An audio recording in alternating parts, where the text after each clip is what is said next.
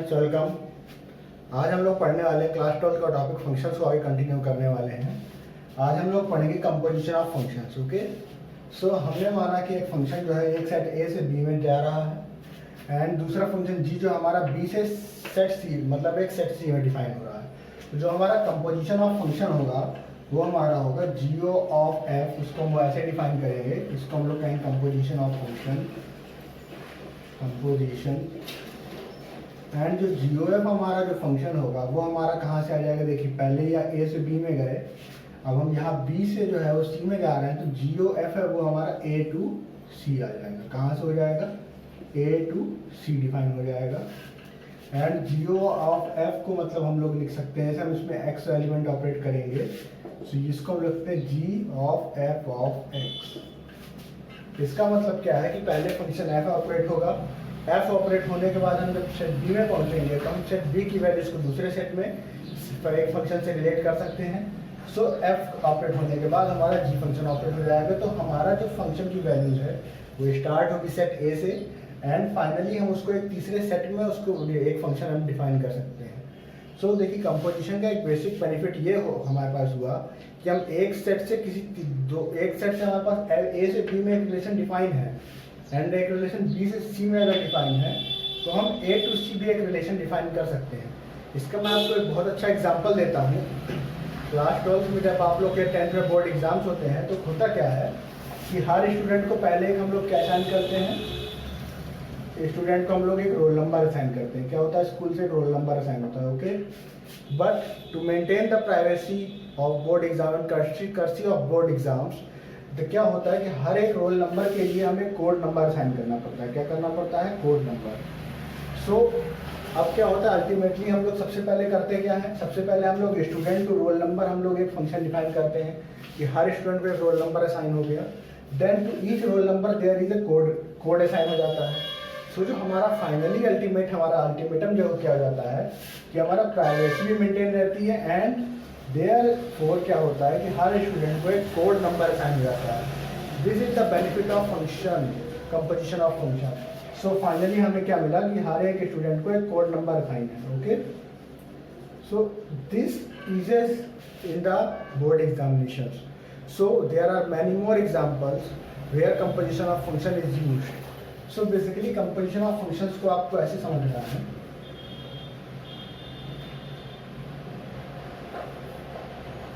ये तीन सेट है, ठीक है। ये ए हो गया, ये बी हो गया, ये सी हो गया। तो ए टू बी मेरा एफ डिफाइन हो रहा है एंड बी टू सी मेरा जी डिफाइन हो रहा है, f of x g of x.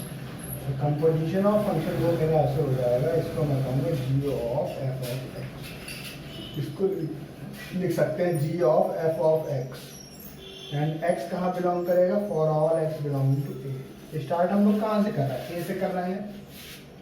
ए से स्टार्ट किया, पहले हम लोग से बी में पहुंचे एक रिलेशन एफ के थ्रू एंड बी टू सी अगर एक हमें फंक्शन डिफाइन है जी, सो हम कंपोजिशन ऑफ फंक्शंस को यूज करके क्या कर सकते हैं, ए टू सी भी एक फंक्शन डिफाइन कर सकते हैं। So this is the direct benefit and I have explained it with an example so that आपको ये समझ में आ जाए कि आपके कंपोजिशन ऑफ फंक्शन का बेनिफिट क्या है और आप इसके बाद अब हम इसके मैथमेटिकल कॉन्सेप्ट्स की तरफ आगे बढ़ेंगे। अभी ये मैंने सिर्फ उसका बेसिक डेफिनेशन बताया है and with a concept example I have tried to explain its importance. Okay, and now हम इसके मैथमेटिकल टर्म्स की 1 1 और 2 फंक्शंस कैसे होता है और इसके बाद हम लोग और आगे चलते हैं। Okay, so now let's move to example. I will explain it to you with an example.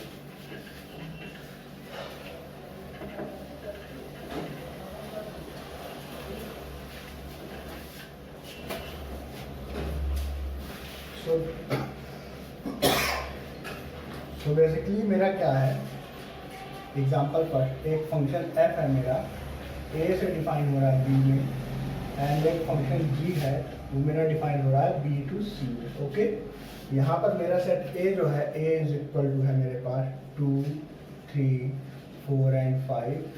B मेरे पास है 3 4 5 9 एंड सी मेरे पास है 7, 11, 15। ओके, और इसमें मुझको क्या दिया गया है कि f of 2 is equal to 3, f of 3 is equal to 4, f of 4 is equal to f of 5 is equal to 5। ये मुझको दिया गया है।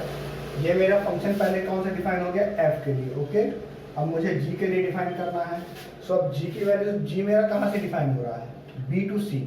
मेरा g पे ये वैल्यूज ऑपरेट होंगी मेरी, कौन सी, 3, 4, 5 एंड 9। ओके, सो मेरा g जो दिया गया है, g of 3 is equal to g of 4 is equal to 7 and g of 5 is equal to g of 9 is equal to 11। Okay, so मुझे निकालना है जी ओ एफ फाइंड करना है। क्या फाइंड करना है, जी ओ एफ ऑफ एक्स। देखिए basically हमको डिफाइन क्या हो रहा है, हमें ये पता है कि फंक्शन स्टार्ट कहाँ से होगा, जी ओ एफ। हमें ये पता है कि जी ओ एफ फंक्शन जो हो डिफाइन होगा वो मेरा स्टार्ट कहाँ से होगा, सी ए से लेकर के सी। ओके, सो सबसे पहले मतलब एक्स जो है मेरा वैल्यू कहाँ, for all x belonging to, ये मुझे पता होना चाहिए। सबसे पहले मुझे देखना है कि ये जी ओ एफ फंक्शन होगा वो किधर से किधर डिफाइन होगा, ए से लेके सी में। मतलब हम स्टार्ट कर रहे हैं ए से, एंड कर रहे हैं सी में। तो जो स्टार्टिंग वैल्यू से मेरी कहाँ की होंगी, जो एक्स वैल्यू इनपुट करा रहे हैं वो ए की होंगी। ठीक, तो ए के चारों एलिमेंट के लिए हमें उस कंपोजिशन ऑफ फंक्शन की वैल्यू निकालना है कि वो हमें सी सेट में क्या क्या वैल्यूज मिलेंगी। ओके, तो इसको देखिए, सबसे पहले हम लोग निकालते हैं जी ऑफ एफ ऑफ ए का पहला एलिमेंट क्या है, 2 है। ओके, सो इसका मतलब देखिए जी ऑफ एफ ऑफ 2। ठीक, देखिए फंक्शन एफ ऑफ 2 की वैल्यू यहाँ पर कितनी दी गई है, 2। सो ये आ गया हम लोग जी ऑफ 3 पर। अब देखिए जी ऑफ 3 की वैल्यू क्या दी गई है, 7। कितनी दी गई है, 7। सो ये हुआ क्या हमारा, जिसकी फर्स्ट वैल्यू है वो 2 हमारा। अब हमारा देखिए मैं कैसे बता देता हूँ, ए मेरे पास ऐसा है, सी मेरे पास ऐसा है। ए में मेरे पास 2, 3, 4 एंड 5 है, बी में मेरे पास 7, 11 एंड 15 है। सो अब जो मेरा फंक्शन डिफाइन हो रहा है वो जी ऑफ 2 मेरा किससे जाके मैप हो जाएगा, 2 से जाके मिल जाएगा। ओके, अब अगला वैल्यू हम लोग निकालते हैं जी ओ एफ ऑफ 3।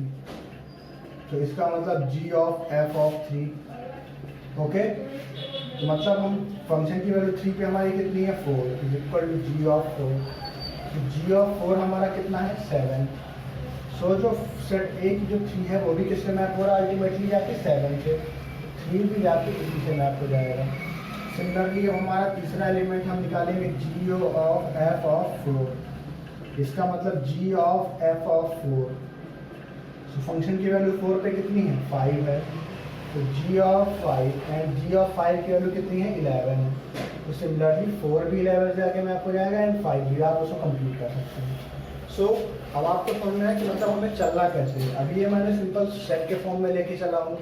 अब मैं एक एग्जांपल आपको बता देता हूँ जहाँ पर मैं अलजेब्राइक फंक्शंस या ट्रांसडेंटल फंक्शन मतलब ट्रिग्नोमेट्रिक फंक्शंस के ऊपर एक एग्जांपल बता देता हूँ। ओके,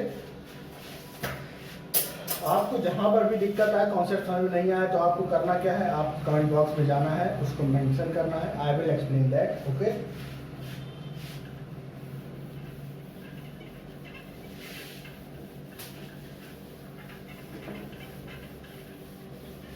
तो मेरा अगला एग्जांपल है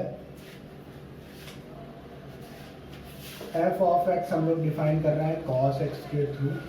okay, and g of x हम लोग डिफाइन कर रहे हैं p x square. Okay, so अब यहाँ पर देखिए हमें निकालना है g of f of x. So इसका मतलब क्या हो जाएगा, g of f of x की वैल्यू कितनी है, कॉस एक्स। सो अब जी हमारा ये हमारी इसके जी की इनपुट वैल्यू हो जाएगी, क्या हो जाएगी, कॉस एक्स। मतलब जहाँ जहाँ पे फंक्शन में जी एक्स में एक्स आ रहा है वहाँ पे हम लोग क्या इनपुट करेंगे, अब कॉस एक्स को इनपुट करेंगे। सो देखिए यहाँ पर ये फंक्शन था, जी की वैल्यू थी 3x स्क्वायर, एक्स की जगह है मेरे पास कॉस एक्स एंड इसका स्क्वायर। सो मेरा ये जो फंक्शन आ गया वो मेरा आ गया 3 cos स्क्वायर एक्स। सो देखिए आपको यहाँ पे इसका बेनिफिट क्या मिला कि आपको एक हमें ये ट्रिग्नोमेट्रिक फंक्शन था, ये एक अलजेब्रिक फंक्शन था। अभी हमें एक इस सेट से इस सेट में क्या था, एक रिलेशन डिफाइन थी और इस सेट से इस सेट में एक फंक्शन डिफाइन था। अब हमें फाइनली एक रिलेशन कहाँ से कहाँ मिल गया, ए टू सी। एंड हमें ये पता है कि हम एक सेट से दूसरे सेट में रियल नंबर्स में बहुत सारे फंक्शंस को डिफाइन कर सकते हैं, many infinitely function. So by composition of functions we can also interrelate one subset to other subset. One